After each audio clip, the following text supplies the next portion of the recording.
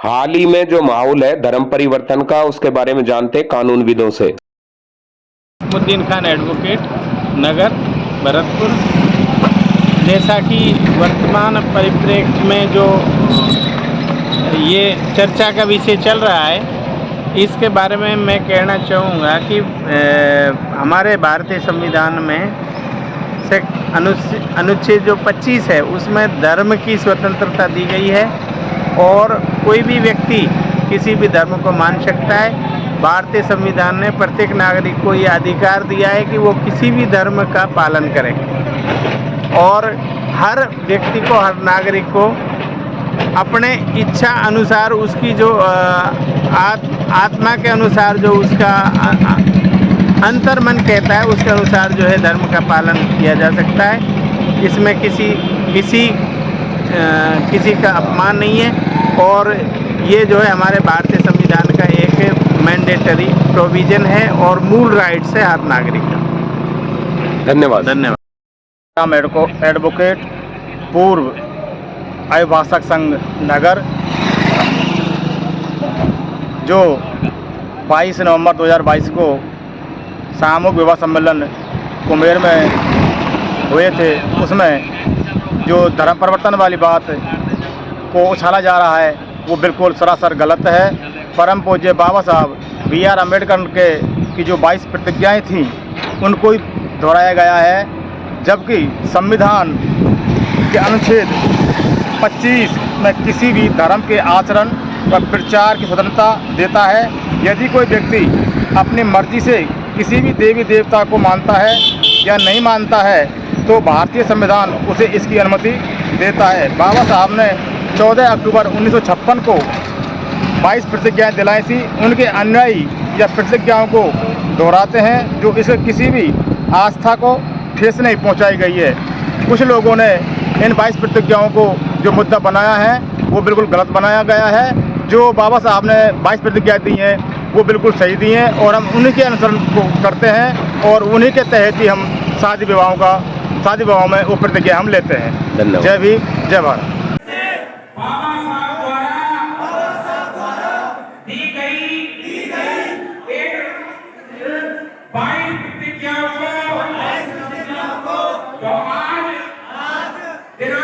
दिनांक 20 नवंबर 2022 को दोहराता हूँ और प्रतिज्ञा करता हूँ कि मैं इन प्रतिज्ञाओं का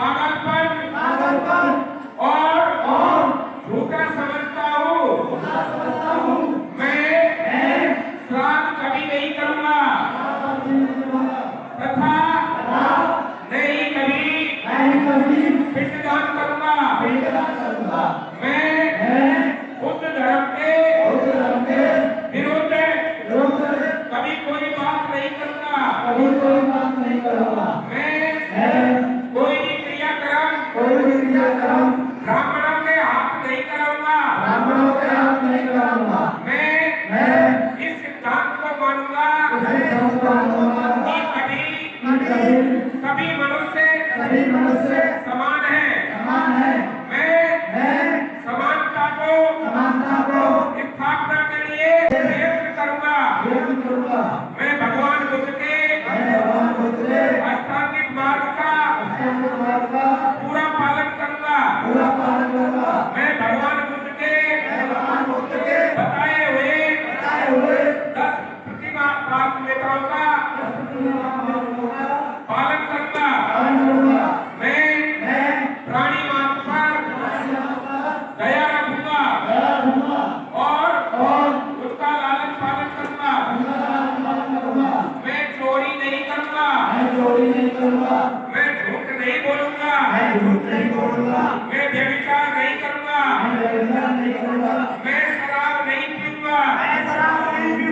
मैं अपने जीवन को बुद्ध धर्म के 3 तत्वों अर्थात ज्ञान, शील तथा करुणा पर ढालने का प्रयत्न करूंगा। मैं मनुष्य मात्र की उन्नति के लिए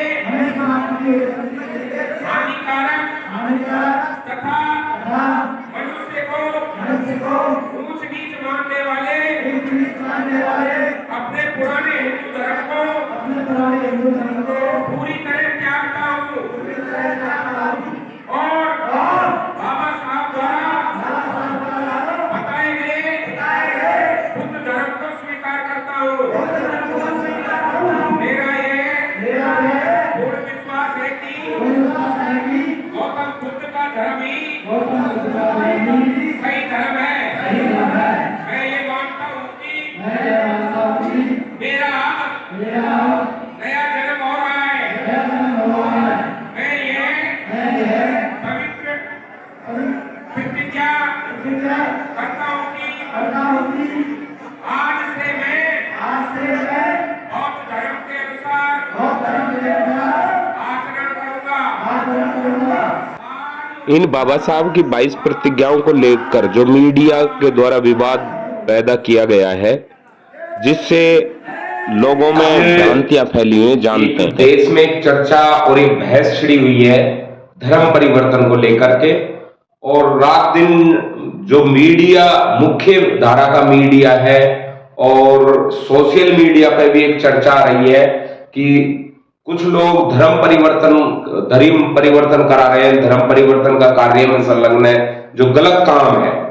और अभी भरतपुर जिले के कुम्हेर कस्बे में एक घटना हुई है, उसमें घटना को किस तरह विवादित बनाया गया है। एक सामूहिक विवाह सम्मेलन किया गया। सामूहिक विवाह सम्मेलन में 11 जोड़ों की शादी कराई गई। शादी में बाबा साहब द्वारा दी गई 22 प्रतिज्ञाओं को दोहराया गया। जो 22 प्रतिज्ञाएं बाबा साहब ने 14 अक्टूबर 1956 में नागपुर के अंदर ली थी, जिनको वॉल्यूम में भी लिखा गया है, जिनको उनके अनुयायी हैं, जो हमेशा हमेशा उनका वाचन करते हैं और उनको दोहराते हैं। लेकिन इस समय पूरे देश में एक माहौल खड़ा किया जा रहा है, एक उसको विवादित बनाया जा रहा है कि ये प्रतिज्ञाएं गलत हैं, इससे किसी की भावनाओं को ठेस पहुंचाई जा रही है। जबकि वो प्रतिज्ञाएं किसी पर दबाव नहीं है, वो प्रतिज्ञाएं स्वयं के लिए हैं। जैसे कि मैं ये काम करूंगा, ये काम नहीं करूंगा। लेकिन कुछ लोग उसको कैसे विवादित बना रहे हैं। आज देश में एक माहौल खड़ा किया जा रहा है कि कुछ लोग देश में धर्म परिवर्तन कराने का काम कर रहे हैं। लेकिन मैं जो लोग इस तरह का प्रचार कर रहे हैं, उनसे मैं इस वीडियो के माध्यम से ये निवेदन करना चाहता हूं और ये कहना चाहता हूं कि इस देश में जो धर्म परिवर्तन की बात हो रही है, जो लोग हमारे जो पिछड़े वर्ग से आते हैं, जो हमारे एससी समुदाय से आते हैं, अनुसूचित जाति के लोग ही सबसे ज्यादा बाबा साहब ने जब 14 अक्टूबर को 1956 को बौद्ध धर्म की दीक्षा ली, तो उनके साथ लाखों लोगों ने बौद्ध धर्म की दीक्षा ली और उसके बाद पूरे देश में दीक्षा समारोह होते हैं और लोग बौद्ध धर्म की ओर अग्रसित हैं।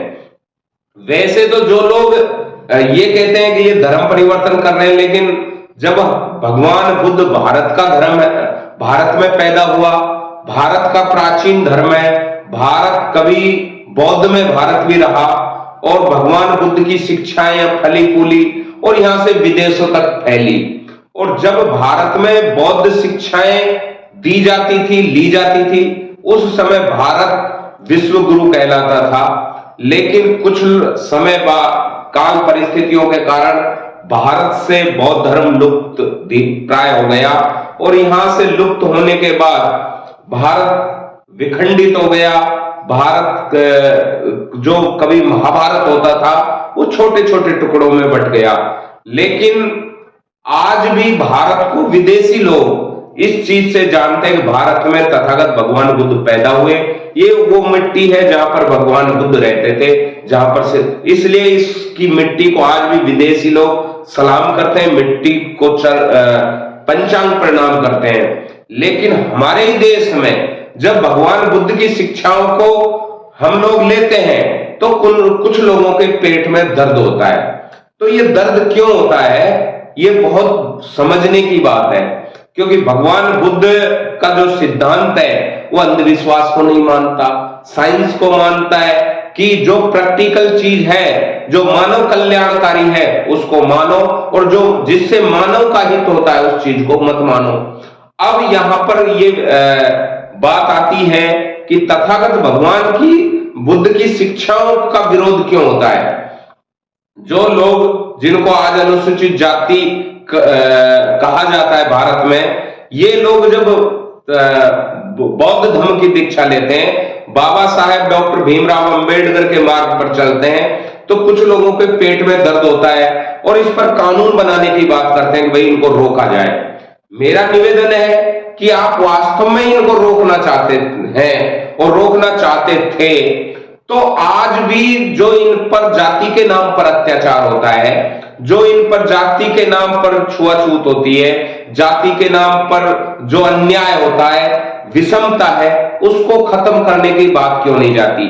ये मुख्य धारा का मीडिया अब जब इस तरह की घटनाएं होती हैं, कोई भी धर्म दीक्षा का कार्यक्रम होता है या बाबा साहब की 22 प्रतिज्ञाओं की बात आती है, तो चिल्ला चिल्ला के रात दिन बड़े बड़े मीडिया, बड़े बड़े जो चैनल हैं उन पर एक ही बात होती है कि देश को विखंडित किया जा रहा है, सनातन धर्म पर चोट की जा रही है।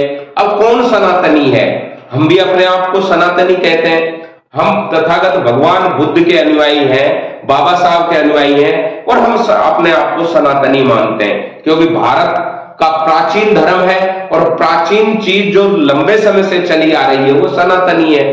तो भाई सनातनी तो हम भी हैं, हम सनातन का पालन करते हैं, तथागत भगवान बुद्ध और बाबा साहब की शिक्षाओं को मानते हैं, अंधविश्वास को नहीं मानते, जो चीज हमने नहीं देखी उसको नहीं मानते, जो प्रैक्टिकल है, जो सबके कल्याण की चीज है, जो मानव को एक करती है, एक दूसरे को ऊंचा नीचा नहीं समझती, सब समता, बंधुत्व, भाईचारे की जो बात करता है उसको हमारे लोग और तथागत भगवान बुद्ध और बाबा साहब के अनुयायी मानते हैं। इसलिए कुछ लोगों को पेट में जो दर्द हो रहा है, ये क्यों हो रहा है, ये सोचना का विषय है। और मेरा ये निवेदन है उन लोगों को, इस तरह समाज को विखंडित करने वाले बयान ने देकर के आप लोग पहले अपने गिरेबान में झांकें और देखें कि आज वास्तव में जिनको अनुसूचित जाति कहा जाता है या धर्म के अनुसार जिनको शूद्र कहा जाता है, उनका उस धर्म में क्या स्थान है।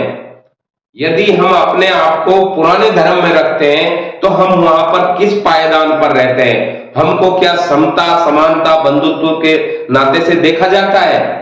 आज भी देश में तरह तरह मटके को छूने को लेकर के और मूछे रखने को लेकर दूल्हे को घोड़ी से उतार दिया जाता है।